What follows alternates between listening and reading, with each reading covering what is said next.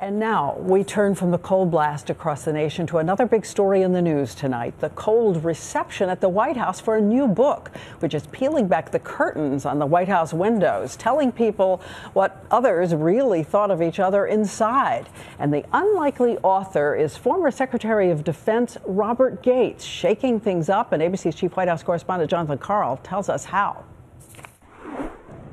For 2 years, he was the president's point man on the most important national security decisions: the end of the war in Iraq, the escalation of the war in Afghanistan. He was there in the Situation Room the night bin Laden was killed. But it turns out then Defense Secretary Robert Gates had deep misgivings about the president he served. In a soon-to-be-published book now leaking out, Gates writes that during one White House meeting on Afghanistan, quote, "I thought the president doesn't trust his commander, can't stand Karzai, doesn't believe in his own strategy, and doesn't consider the war to be his. For him, it's all about getting out."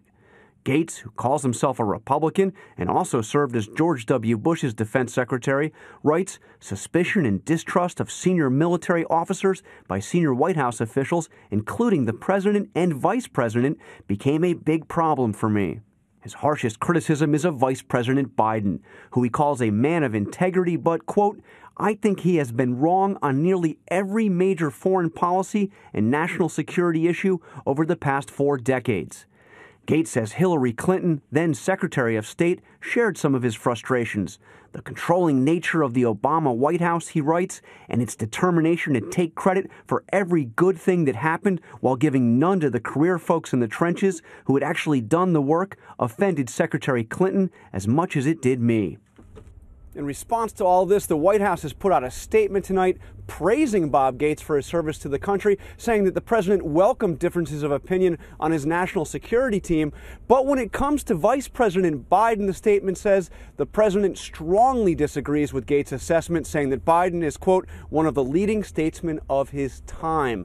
And Diane, Gates also in his book acknowledges that on one of the biggest decisions, the bin Laden raid, it was Gates that was wrong, and it was the president who he says made one of the most courageous decisions he ever saw made in the White House. All right. Thank you, John. I don't think anyone expected this kind of book from Secretary Gates. Thank you.